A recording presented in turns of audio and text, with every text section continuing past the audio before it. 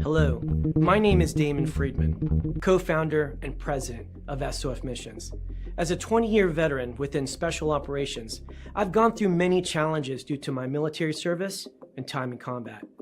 We felt called to start SOF Missions to serve our fellow brothers and sisters in arms, focusing on suicide prevention and resiliency. Our mission at SOF Missions is to empower warriors to find purpose and be resilient. Since 2011, when we started the organization, almost 3 million men and women have deployed to Iraq and Afghanistan. Unfortunately, the scars of war take a toll on their psychological, physical, social, and spiritual health. Many veterans feel a sense of hopelessness and a loss of purpose when they return to civilian life.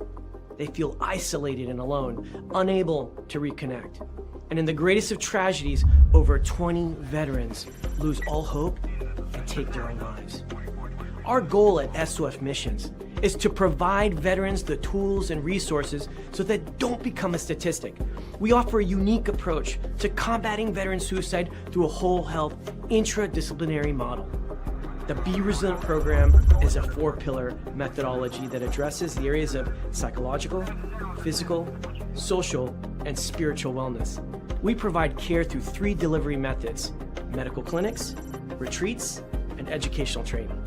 Since we started back in 2011, we have been able to reach veterans in all 50 states and have served over 3,000 veterans through the Be Resilient program.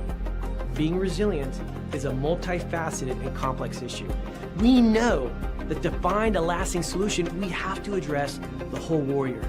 Many challenges cannot be solved by providing the treatments and modalities of just one component, but by tackling them all. Now, we've expanded our services to include law enforcement and first responders. Together, we can make a lasting impact in the lives of warriors across the nation. To learn more, visit our website at sofmissions.org. All right. Welcome back. MisFitNation, the MisFitNation show. We are a show founded by a veteran and hosted by 2 veterans and a military spouse. Our mission is to get people to tell their stories to the world. If you're an author, share your tips with the MisFitNation. If you're a musician or an actor, our audience need to know how they too can get into the business. Coaches, we love our coaches. Come on and share your tips with the MisFitNation to help them become better versions of themselves. If you are a corporate leader or an entrepreneur, come on and show how you did it and how hard you have fought for success. If you are a veteran, first responder, or Gold Star family, we would love to have you come on and share your story with the MisFitNation. We always have time for you.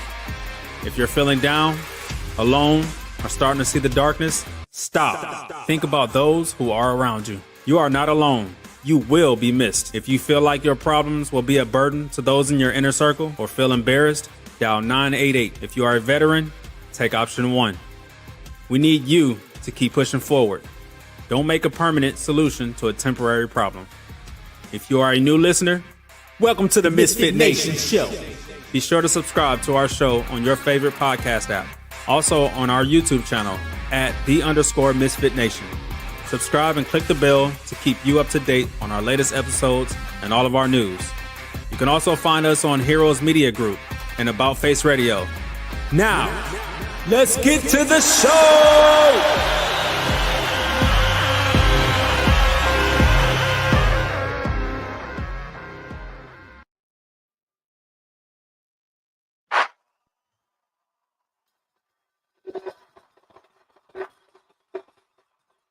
All right. Welcome back to the MisFitNation show, your Thursday after dinner edition. We know you have other places you could be, other podcasts you could be going on, but thanks for booking with us tonight. We have a good one tonight. Before we get started, take heed to that message. You are important. We need you here. A day tomorrow with you is better than a day without you. We don't need to lose anyone else to the darkness. Pick up that phone. Dial 988, take option 1 if you're a veteran. If you're not a veteran, just follow the prompts and get to the right person. If you are a veteran and you want to speak to one of us here at the Misfit Nation, hit our emails, info@themisfitnation.com, Steven@themisfitnation.com, or Jake@themisfitnation.com. We will get back to you. We will listen to you. We will call you right back after your message. Tonight, we also honor Trooper First Class Dennis Ricks, South Carolina Highway Patrol, South Carolina, end of watch, Wednesday, August 13th, 2025. Let's keep Trooper Ricks' family, friends, peers in your thoughts and prayers as they go through this sudden change in life. We know they sign up for a risky job, but it doesn't mean we have to lose them at it. Tonight, we have someone that has served our country for 33 years in the United States Army, rising to the rank of lieutenant colonel with combat deployments to Iraq, Afghanistan, and Kosovo. He faced leadership challenges in the world's most volatile environments, made life and death decisions under pressure, and carried the unseen weight of command. He is now finishing his first novel, a psychological thriller called Trapped in Deception. It is raw, research story built from experiences, and it reflects what many people live through silently: betrayal, manipulation, and emotional warfare. So without further ado, let's welcome United States Army veteran Ken Webb to the Misfit Nation show. Welcome, Ken. Hello, thanks for having me on the show. It's great to have you here, and I won't say where you were at. I'll let you let the audience know where you're coming from tonight, because this is the first time for us, and it's great to have you here. I just gave a 2-sentence overview of you, Ken. If you don't mind, reach back into the Wayback Machine and tell the Misfit Nation a little bit more about you, from as far back as you want to go to how we got here. Okay, well, I'm calling you right now. I'm in my apartment in the Miraflores district of Lima, Peru. And for those of you who know Spanish, you know that's look at the flowers. And I'm retired down here. And, you know, I'm a Christian, and I think a lot of things in life I just tripped into, and maybe I wasn't smart enough to figure it out on my own, so God just forced it to happen. But I'm very proud to have been in the Army. I was in the Army Reserves the entire time, the 33 years, but I have just under 18 years of active duty. And, you know, I started out in the, you know, in the enlisted ranks. It was 3 years in the tanks. And then I did 14 years military police, and then 16 years military intelligence. Most of my active duty time was with military intelligence.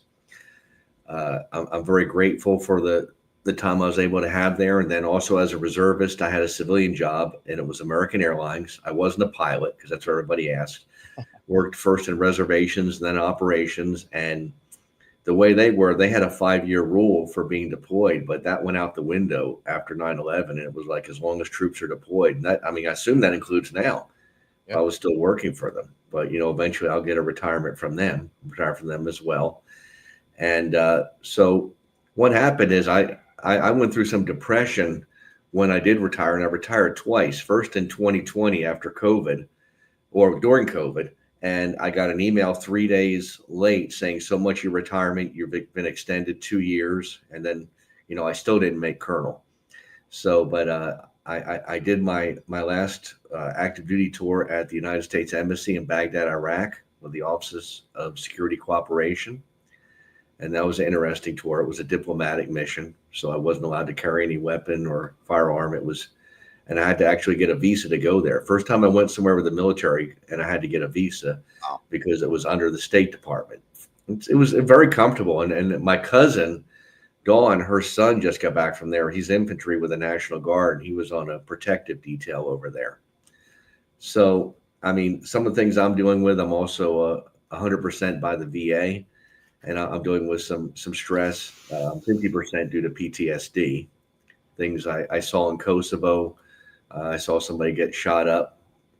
This was actually prior to 9/11. And I was a force protection officer there. I was military police, and I was in Pristina and I watched the second plane fly. And the first one I was just told by a British officer, because in Pristina, it was 1500. It was 3:00 in the afternoon when this stuff was going on. So we were wide awake. We were at a force protection meeting. And they said they went to Delta, but they went to Force Protection Condition Charlie, because Delta, nobody moves. And we went back, and then after that, the purse strings opened up and there were plenty of tours. So I just started jumping on tour duty and being a tour baby, really one tour after another, supporting the war on terror. And I mean, not that I wish any of those terrible things happen. I don't. I did a few years later. I went for the invasion for Iraq, OIF-1, and I was military police at that time. Started out, I was a battle captain working in operations, and then I was a company commander over there. The reason being, the company commander redeployed, and they had to pick another captain to do that, and I hadn't had command, and some of the others hadn't, but I was the one that they selected.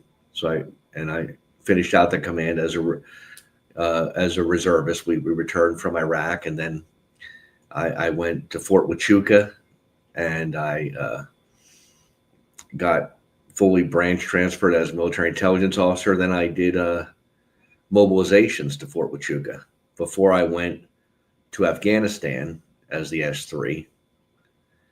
And I was over there back in 2009, 2010. And then I did stateside tours. I went to Germany, Stuttgart, Kaiserslautern. I went to Guantanamo Bay, Cuba. That was a good one. Did a lot of scuba diving there. And overall, I just think it's a really great deal. I listened to one of your other shows. I really liked it. I told you about it. I've already forgotten her name because I'm terrible with names. But she was a military spouse. And I just listened to it right for the show, and you told me the name again. But I can't remember anybody's name. I remember events and facts, but names aren't very important to me. So, I mean, from that, I wrote my first novel, and I want to talk a little bit about it. And I see it going across the bottom of the screen, so I'm definitely going to say something. So what it is to me, it was catharsis. I had a bucket list, and now that I'm retired, you can pursue some things that you weren't doing when you were actively working, trying to get a career going. Once you have your pension. And one of my goals was to actually write a novel, because if you look at percentage, get on ChatGPT or get on, Internet Explorer if you don't trust ChatGPT, and see the percentage of people who want to write a book versus how many even do a first draft, how many finish it, how many publish. And you're getting in I believe it's a smaller percentage than those with a PhD, a doctorate. And I know you're pursuing a doctorate, and that is actually one of my goals too. People ask me, what are you going to do with it? And it actually threw me off guard. I have absolutely no idea what I'm going to do with it. I may go back in the workforce. I said I tripped into things. I worked as a contractor over in Kuwait for 7 months. My mother was taking care of my stepfather, who had dementia. She said she needed my help. I came back. She kind of got him under control. So I was like, you know what? I'm going to go down to Peru. I had a friend down here in Peru who had stage 4 cancer. And I'm like, I'm going to go down there. I'm going to see her, and I'm going to study Spanish. Came down here for a year. She died during that time, but then my mother got sick and died. I had to go back, take care of her. And then I got a retirement visa and came back here. And I'm determined to get fluent in Spanish. And for anybody who's had to learn a second language as an adult, I can tell you that is not an easy thing. People think that's easy. That is actually extremely, and I know this because I have a girlfriend down here, and I just don't, I miss so much.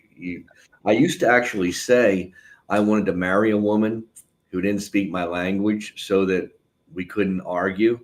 But what I said was like, as far as East is from West.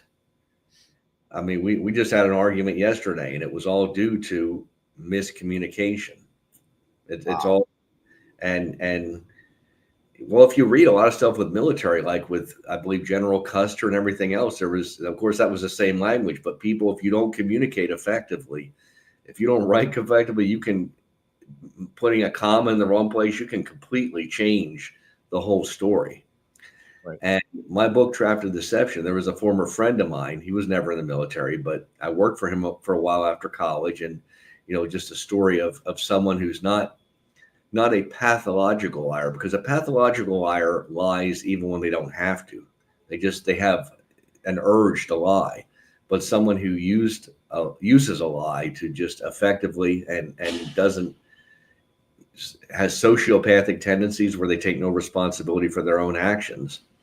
And the problem with sociopaths is that they can pretend to have feelings and even cry or pretend like they really care. And I'm not sure if he's a sociopath or not. He ran a business and he was a school teacher for a while. Now he's successful in real estate.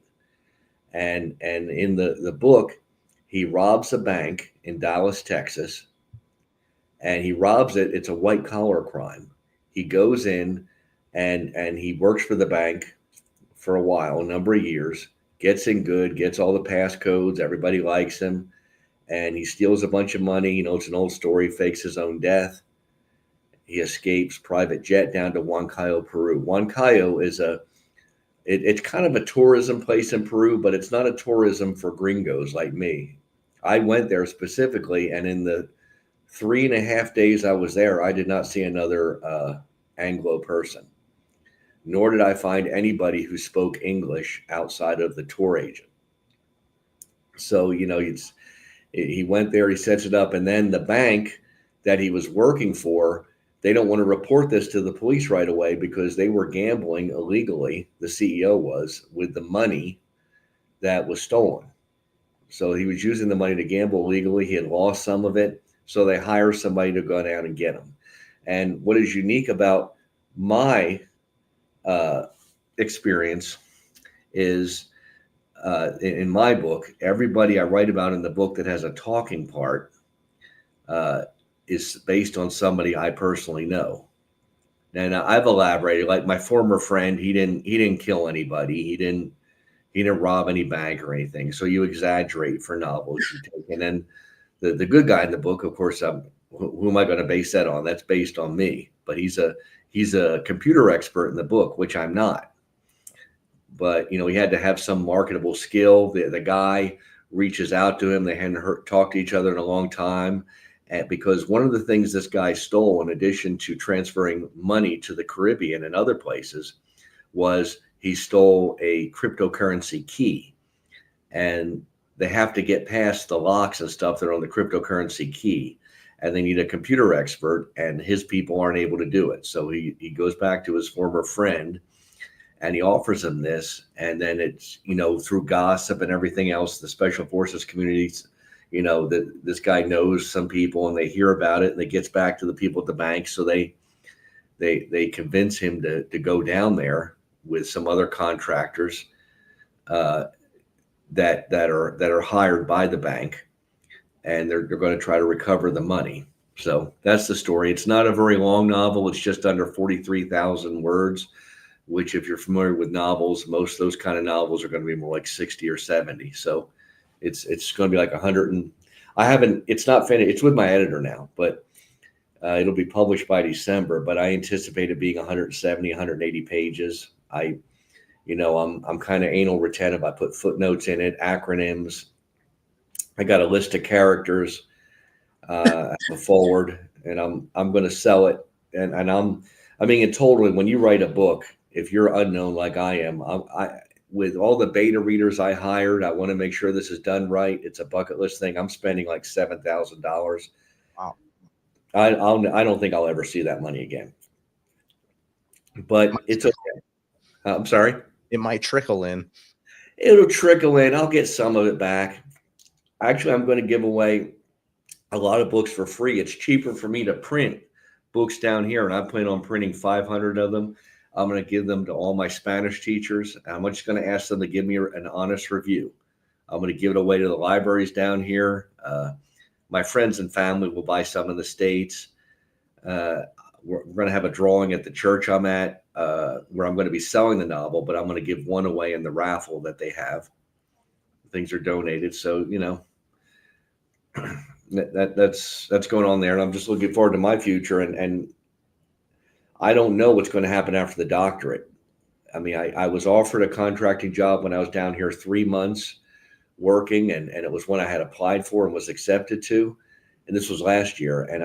But I'd have to return to the United States and go through like a year of in-processing where I wouldn't be paid, and then go to Australia working in Pine Gap over there, and a place with no windows, 12 hours a day. and just unbearably hot. It just wasn't for me. Right. So Juice has to be worth the squeeze. the juice has to be worth the squeeze. Yes. The person you were talking about at the show you listened to is Janine Smith, and the paratrooper, the one that you were trying to figure that name. It came to my head while you're talking about Janine again. It was Joseph Bolton. Okay. Both good shows that you watched of ours.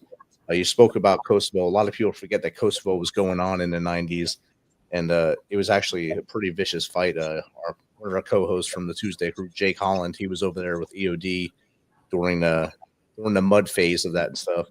So he got to see a lot of things in Kosovo as well. He always talks to me about the things he's seen there and the amount of ordnance that he would find over there.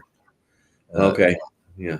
There was still a lot of ordnance when I was there, but honestly, I went there in 2001 in April, and I saw some fighting, but it wasn't with us fighting. It was Serbians fighting Albanians. And so there was still, I mean, it was just unbelievable the amount of ordnance. And they used to blow it up on the hill. I was at Camp Bondsteel, and they would just boom, boom, boom. And a guy went over there with another reservist.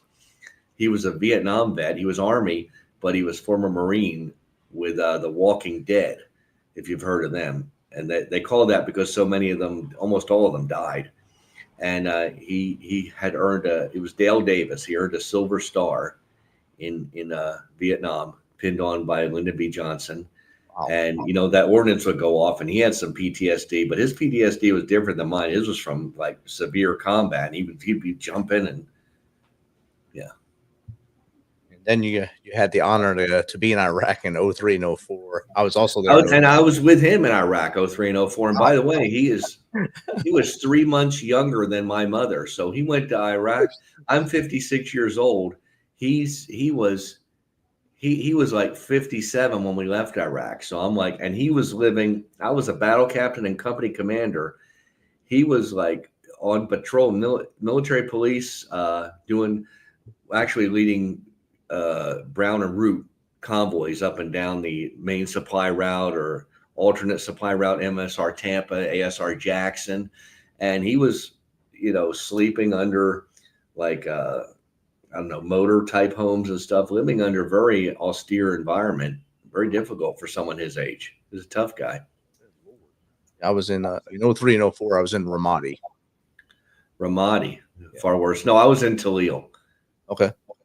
So yeah, but you had it far worse than Ramadi. I mean, but did you have it as bad as the people who came after you? Because from my experience was they started really doing the IED campaign as we were leaving. When we were getting ready to leave is when they really kicked that in. We had our first IED. We had some of the first IEDs while we were there, but they weren't to the power they became after we left. So I'd say the 5-6 period was when they really ramped up the IED fight in Ramadi and actually the whole Sunni Triangle in all of Iraq. And then as I think the second surge in 7-8, 7-8, that surge there, it was mostly an IED fight, and then get the finding insurgents after that. Okay. What was your you were Army, but what were you infantry? I was with the Big Red 1, 1st Brigade, Big Red 1. I was with the Brigade TAC. I was the TAC NCO, night NCO, and I went out every day with the S3 for the brigade to do meet and greets and be his personal security detachment. Okay. We did some cordon and searches, but I don't think ever in Ramadi. Yeah, you'd remember that. And then when you were in Afghanistan, I got there probably at your tail end. I got there 10/11. Yeah, I left there in August of 2010. Okay. I got there right in August 14th, I think I got in. My experience was the Afghans were far fiercer fighters than the Iraqis. Yeah, I think in man-to-man fighting, they were way, way fiercer. They didn't rely as much on the ID. They did use the IDs. They did use bombs under the earth, but they would shoot at you as well and not just hide behind the bombs. Right. Jake just chimed in. He said late 04 all the way to the end of the worst for ID. It was the worst for IDs. Yeah, I was fortunate. I left in like the beginning of March 2004. So I missed it, but they were just starting it. Yep. Like I it left just, September. yeah. I left September 04, and our last person we lost in the brigade, the IED was hanging off like an overpass, and it took off one of our Bradley commanders' heads. Flew off at I've heard about them hanging over overpasses and I mean for a while it was kind of like and oh by the way, remember our Army Reserve Military Police Unit, we were over there, we were not in up armored Humvees, we were in Toledo, it was not up armored, but after, I mean, they started putting sandbags and stuff in it, but there was I don't know what you'd call it. I mean, maybe a honeymoon phase, like right after the war, where there were no IEDs and not a lot of violence.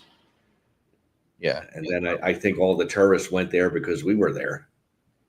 it was like a bees to honey kind of thing, or sharks Yeah. to honey kind of thing. And they, But I was very fortunate, and I mean, there was a big thing on the a lot of inoculations and a lot of I certainly remember that, and I forget what the disease, leishmaniasis, that was it.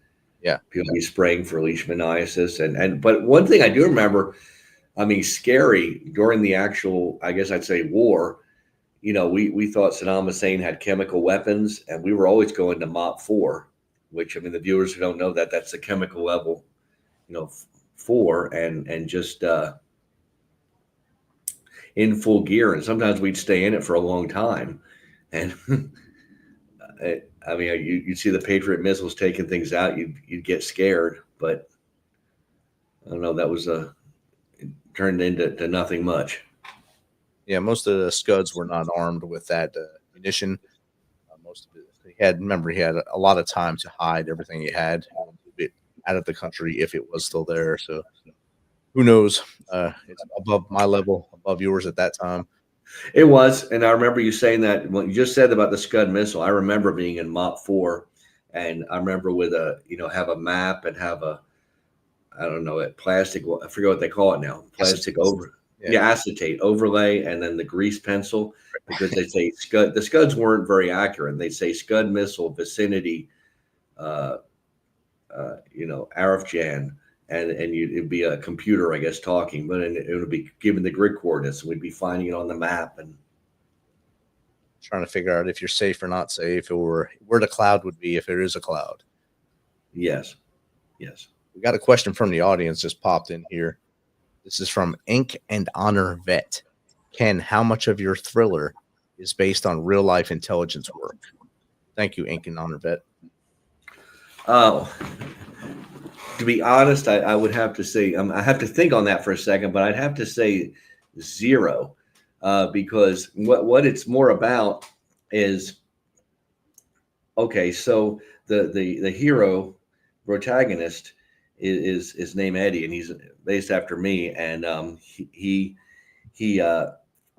like trips into things like I do. Now, I never had this happen, but he was in Afghanistan the same time. Oh, wow. Same time I was there. Same, went to the Tangi Valley, just like me. But unlike me, he was in an Army Reserve unit, but got attached to the Special Forces. And he was with them for a while because he was an intel officer, and his battalion commander didn't like him. And I had a battalion commander, she didn't like me. So she would have been happy to send me away like that if she could have. And they were chasing a Taliban guy, and he was in the book. I just named him Ghost One. I made up the name for the linguist. I went to ChatGPT and I said, give me a very common name for a Pashtun linguist, and Pashtun, about this age, and they just gave it to him, and I used that. I don't remember what I used even.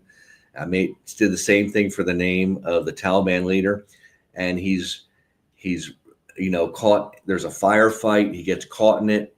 But he had been in country longer than the special forces team that was there, so he was acclimated.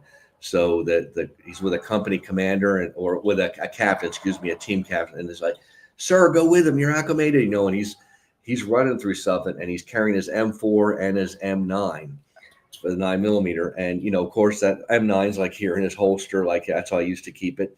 And if this isn't real, this didn't happen. And he's running with the M4, and it gets shot, and it's useless. And he's getting shot. He manages to kill some people, because he's a decent shot. Now I'm a decent shot, but like me, he's not very athletic. And so, but he's in decent shape, and I was in decent shape. And so he has his 9mm. And what does he do? Well, every second counts. So he charges it. He has it on fire.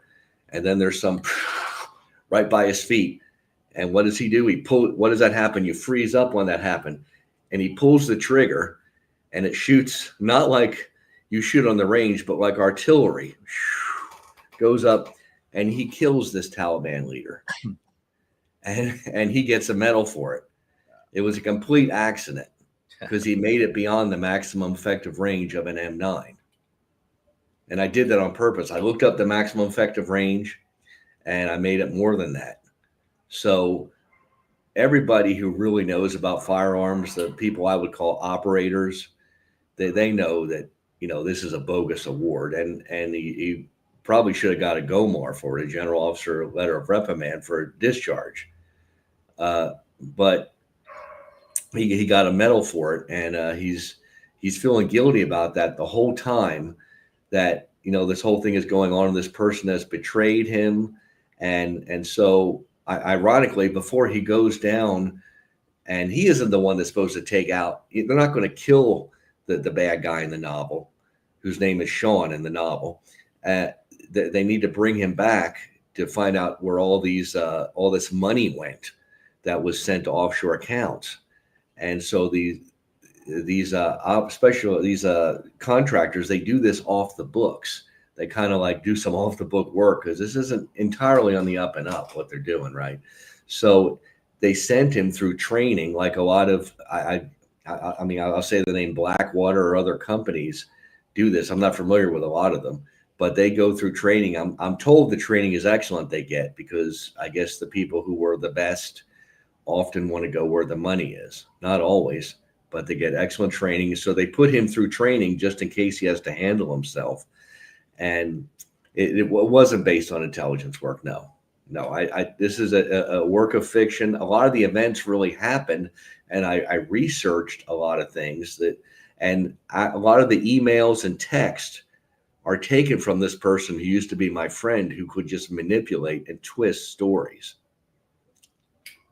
It started out being like a 72,000 word novel, and now it's 43 because I got beta readers and I paid them. I went on Fiverr, because if you get a free beta reader, they will often finish your novel, and they did, but sometimes they'd be like, this isn't my kind of novel, sorry.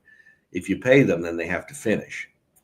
So I've spent a lot of money. I just want to get it good. I don't think I'm going to be the next James Patterson or anything like that. If you look over to my shelf to my left, you can't see it, but there's a bunch of books that I buy from that same church I go to, because English books are more expensive down here. And I read up on them. I'm real big. I don't want to use AI for the books, but I will use AI for grammar and spell checks. But sometimes the thing is, you lose your voice when you're writing a book, and if you let it overcorrect you too much. Right. Some of these good writers, Hemingway is sticking out of my mind.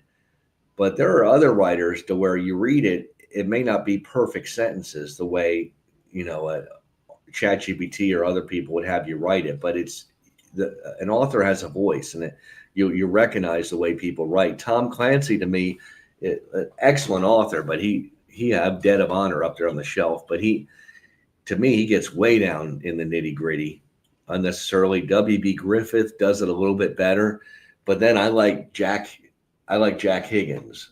I like James Patterson. They have shorter chapters, more to the point. The Jack Reacher novels, I just forgot who wrote those because I can't remember anybody's name.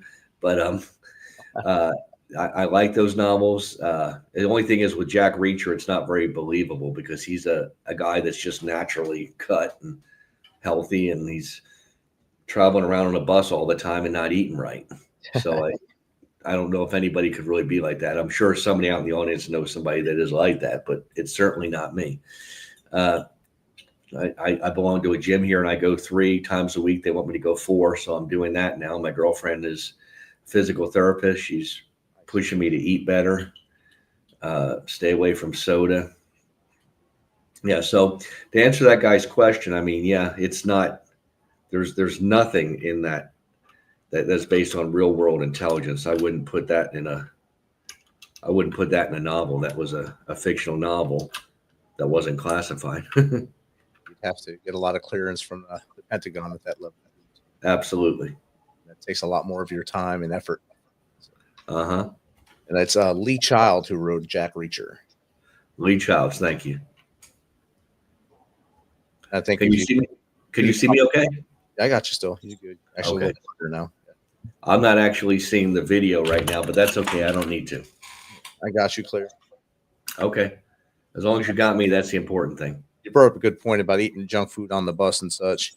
I mean, if you look at the TV series Jack Reacher, you got a dude that's like 6'. He's a monster, like 6'6", 6'7", almost 300, totally cut, ripped to shreds.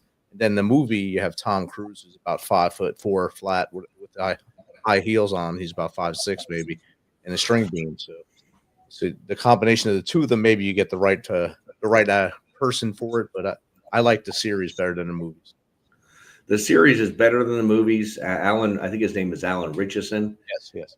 I'm sure he spends a good amount of time in the gym, and he certainly resembles how Jack Reacher is supposed to look. Right. It's a great adaptation of the book, I believe. Yes. And we do have another question came in while you were answering the first question. This is from @TerminalTom 10 seconds. What value do you put on emotional intelligence in the state of the current world? Thanks for the question, Terminal Tom. Well, I put a very high value on it, and I'll tell you why. I was, as a lieutenant colonel, I was working for RSENT. This is one of my tours. I was in Kuwait, and this was the tour I went on before I retired the first time. I was running. It was more like being the mayor, and military personnel know what I mean by that. Just kind of, and there were a lot of agencies working, and it was a TS environment in Kuwait in Camp Arifjan. And I think I'm a nice guy, but I tend to get right to the point, and I would start meetings and never ask how anybody was doing, or, if I knew somebody's kid was sick, I'd never say anything in the meeting. I would just start the meeting. And it's not because I wanted to be rude. I thought I was being efficient. And there was a person there that worked for one of the agencies and asked to talk to me afterwards. And he said the people were saying I was unapproachable, aloof. And he would tell them, no, he's not like that. Talk to him one-on-one. And he said, you need to listen or read. And I listened because he knows I like audiobooks, books on emotional intelligence. And I did read. I don't remember the names of the one I did, but I know I took a test, and like out of, it might have been out of 20, I got something like I scored like a 2 or 3 with an honest test. And when I worked on some of those things and started asking people how they're doing and taking time to do things that I thought was just a waste of time, I got a much more positive response. So the question is, because remember, my screen's frozen right now, and that's okay as long as you can see me. But what value did I put on emotional intelligence? I'll give the same answer the book said, that's going to get you farther than, I don't know what to say except the normal intelligence. We're brought up, at least in my school system, you need to learn math. You need to learn, to spell well. You need to learn to write well, science, history, and stuff like that. And if it works out okay, if you're a scientist or if you're an engineer, that's still the correct answer. But even if you want to be an author, emotional intelligence, I think, is going to take you farther. I mean, there comes a point. You have to be able to write, and you have to understand things. But just reading people, and I used to just refuse to read people. I would just be like, no, if somebody has a problem, they need to just tell me. I'm a reasonable person, and I am. But you reading body language, understand that. Now I'm in Peru, so I'm in a whole different ballgame. I got to learn their body language, because their body language is different. Things mean different things. Facial expressions sometimes mean different things. If you get invited to somebody's house, you never say no. If you have another engagement, you say, well, I have to do this at this time. When can we do this? So I would say it's incredibly important. I don't know. I mean, according to that question, I don't know if it was ever less important. I just never, it's incredibly important. I think it always was. Probably even more so in this mass media thing. I'm addicted to social media like everybody else. I see myself in Spanish class, promising myself I won't get on social media, and I do it. It's the first thing you do.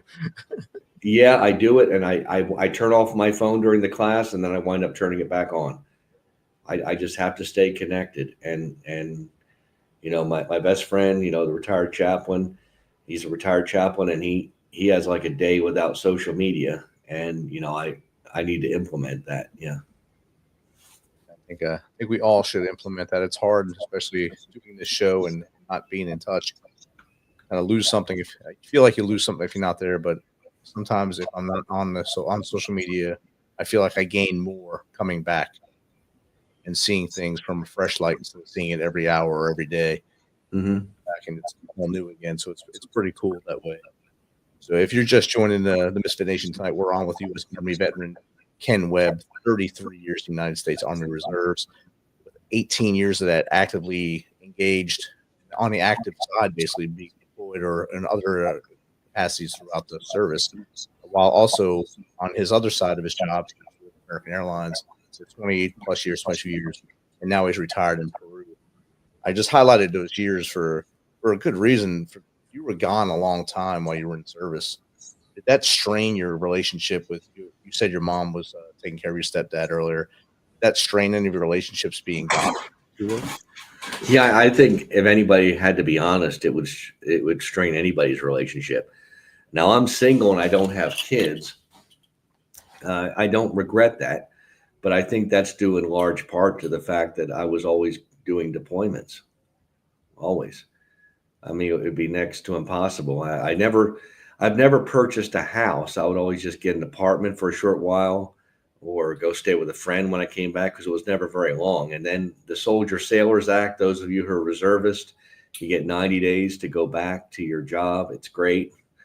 And I would normally just travel and have another tour lined up. So, but it would strain it because now I'm in the position, I'm 56 years old. And, I would like to I don't want to have kids at my age, but I would like to get married.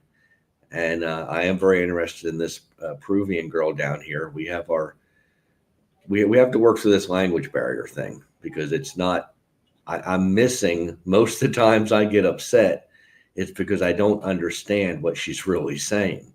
And right. The problem is I go to a language school, so my grammar is correct. So people think I'm better at Spanish than I really am. And I tell them, you got to understand, I'm not a native speaker. You speak in Spanish. I translate it into English. And then I respond to you. I think in English, and then I translate it to Spanish. I'm getting to the point that I can think in Spanish a little bit, but it's a slow process. I don't buy into this whole thing. I spoke to a teacher, a friend of mine, very good teacher, a translator with lots of experience, head of the school, and she agrees with me. I have this theory. People say, it's harder to learn when you get older. I think that that's only true because we have more responsibilities. I don't think it's any harder for an older person. Now, some scientist is going to tell me I'm wrong, but I don't think it's any harder for an older person to learn than it is for a younger person. I think the thing is, when I look back, when I remember when I learned how to read, well, I lived with my grandparents for a good bit of my life. And I remember them telling my grandmother at the school, that I was mildly retarded and that I would never learn how to read. I was 8 years old. I was in the second grade. So I went to summer school. And then my grandmother bought a bunch of books and she said, okay, you're done your homework. And she checked my homework and she said, okay, sit in this couch right next to me. And you can use the bathroom or you can get a drink of water. Because back then we just drank water out of the tap. Nobody did bottled water. And she wouldn't let me do anything else for an additional 2 or 3 hours a day. She would and I came back after a summer of doing that. And I could not only read, I was reading at a 5th grade level. And I love to read. I have hundreds of books and you can learn but it's work. What I remember from that, what it was work. When I was learning how to do math, specifically division gave me issues. And I think it's because I had to line everything up and I was very sloppy. It was work. And people don't want to work. They want to get down. If you look up on ChatGPT or internet, look up what level do people write, what authors write at. And they write at like a 6th grade level. And that's not because they're not smart enough to write at a higher level. That's because people want to read at a level that's easier for them to read. You think about people running. Why do they jog with other people? It's because they're going to jog at an easy, slow pace that's easy for them. They're not going to push themselves, and I think you can learn a language, but it's hard. It's hard. So I think we can learn it at any age. Awesome. We've got a couple questions in the chat. One's from a guest and friend of the show, Frank DeMith. He's asking a question that kind of we went into earlier. Do you have to run your books through the Department of Defense for review prior to publishing them? I know if you are writing about facts or sort of facts of a mission or anything that has to pertain with your service, it's a very good idea to run it through the Department of Defense, and I'm sure Ken can give some feedback as well. I would like some feedback on that myself, but because I hadn't really thought about doing that, because my novel, other than being in Kosovo, Iraq, and Afghanistan the same time I was there, and some people I know, switching the names to some of the events, nothing I'm writing was ever classified FO for official use only or anything. It's just a completely made up scenario of killing a Taliban commander and I never had anything to do with anything like that. So I guess I'll find out. I'm putting a little asterisk by it. I'm going to find out and try to do the review. I'm pretty sure you don't have to do it unless it has to do with direct actions. Okay. It's mostly the nonfiction books that have to really get. Oh, mine's complete fiction. Only it's based on somebody. I did use some emails and text from a real person who was never in the military. And that's had nothing to do with the military. That has to do with how manipulative he was. It's a psychological crime thriller. It's not, I wouldn't label it really a military novel because, Eddie is an Army reservist. He goes down there. Some contractors are supporting him, former military people, but you were told it was required for factual and fictional books. Okay. And yours are all fiction. Okay. In that case, coming out. See, well, I'm glad you told me that. I hope it doesn't take very long. It all depends. That depends on what's going on up at the Pentagon today or tomorrow. When you But send my book will pass. It's just I don't want them to hold up my book. I had 3 authors on that wrote about their perspective of the Arkansas River Valley from 3 different units over there overlapping each other. All 3 of them had to get theirs reviewed, but it was all truthful books. It was all nonfiction. Oh, it was all about their experiences there. So they just had to make sure there was no classified information in there, or they didn't skew the truth at all throughout it. So, and then all 3 of theirs passed pretty quick. okay. Well, I could certainly do it. There's nothing. Mine isn't even relatively close to reality, but okay. You should be fine. Other than the times I was in Iraq and Afghanistan coincide with the person who's the hero in the book. Other than that, but I can change that if I need to. Yeah, they'll let you know, and if it's just something that small, they probably just let it fly by. Yeah. I'm going to look into it as well now. We have another question from Global Grit. What inspires your move to Peru, and how does the culture influence your writing? Thank you. Oh man, well that opened a can of worms. Okay, I returned from Iraq in 2004. OIF 1, got that Soldier and Sailors Act, got that 90 days to return to work. Decided I want to do a scuba diving trip to the Bahamas. Met a woman there who was separated from her husband. She was on vacation. She lived in Peru. School teacher in Lima, Peru. Taught spoke decent English, not made a lot of mistakes.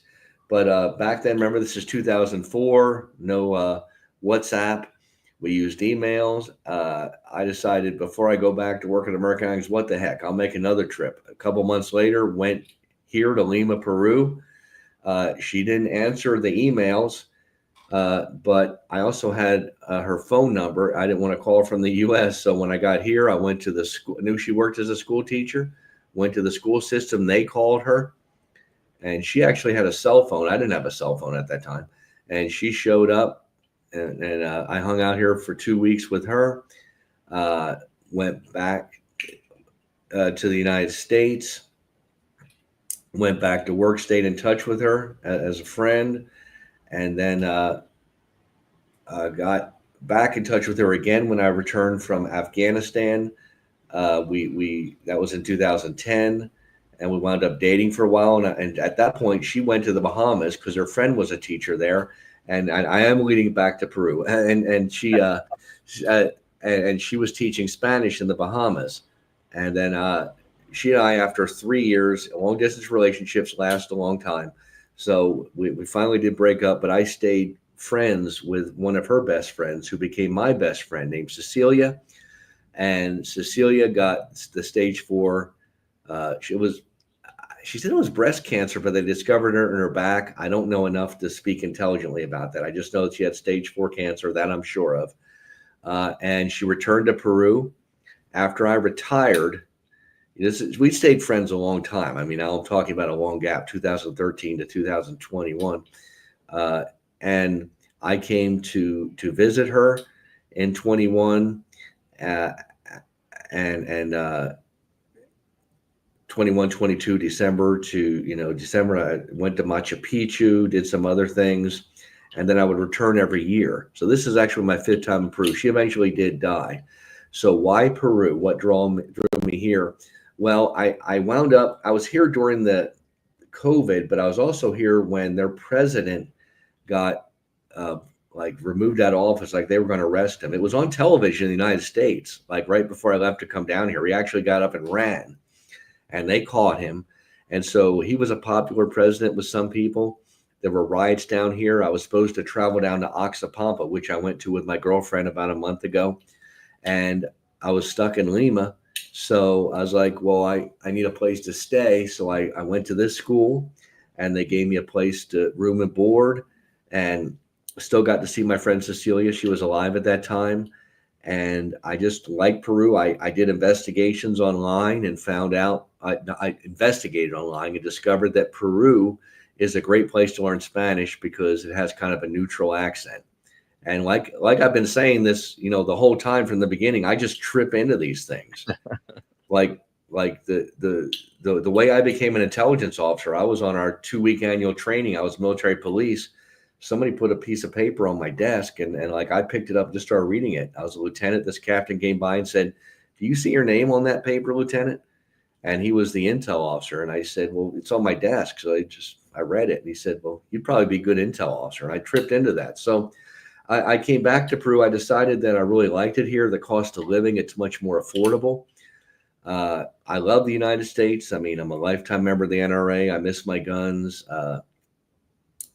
I'm 100% disabled. I want to go back to the U.S. eventually, but for now in Peru, where I'm at, I'm in a bubble. It's very peaceful. There's very violent areas in Peru, but I'm in an area that resembles California, maybe Santa Barbara, and I'm living here for maybe 1/3, 1/4 the cost.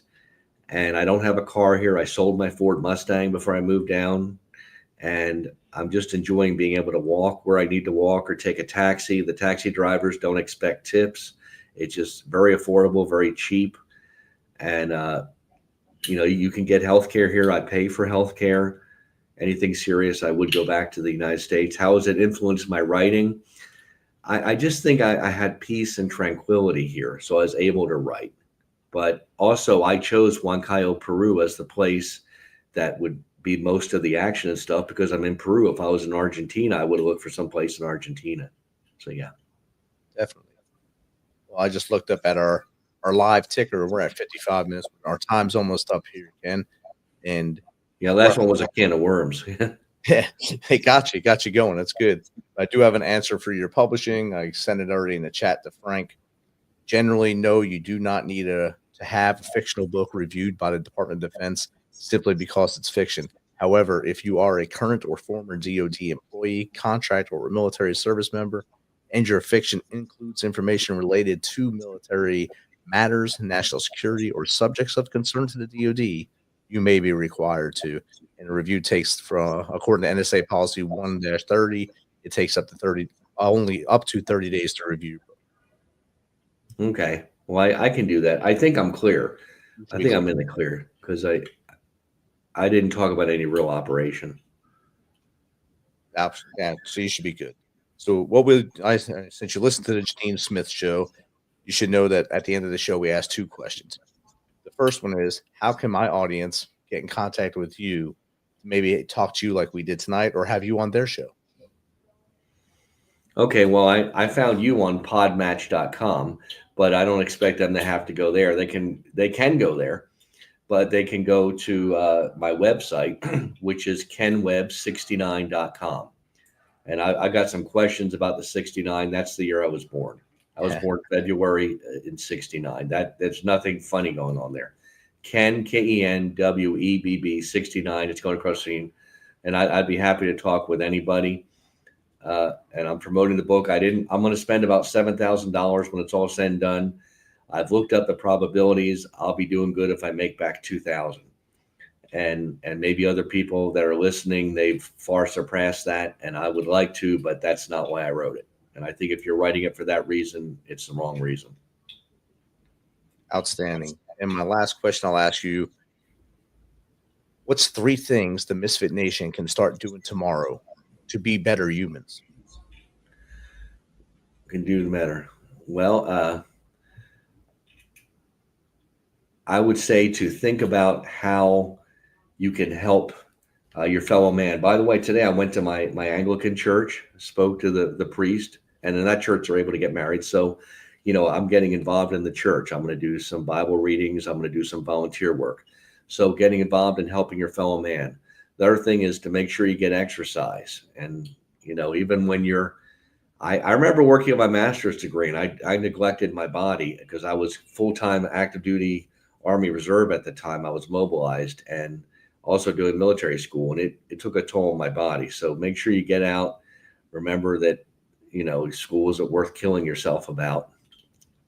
And I'd say the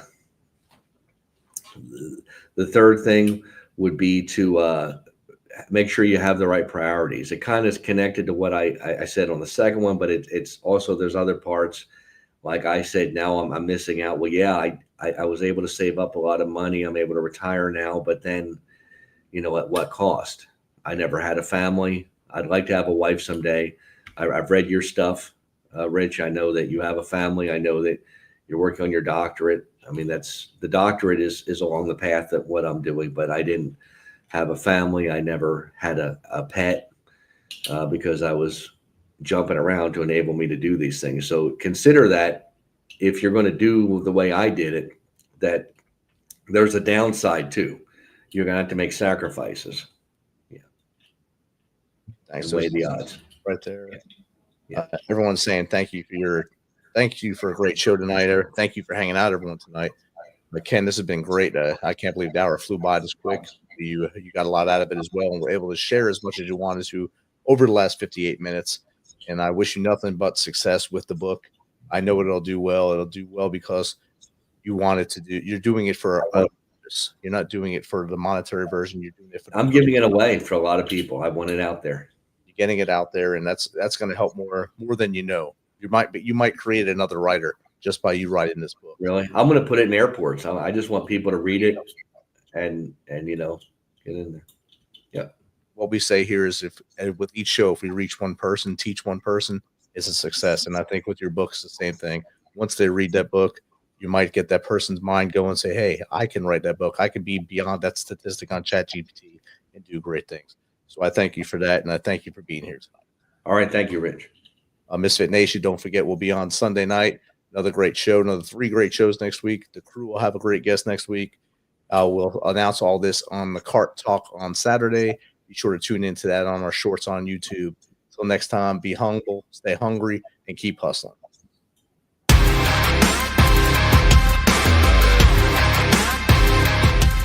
Thanks for checking us out and being a part of the Misfit Nation show.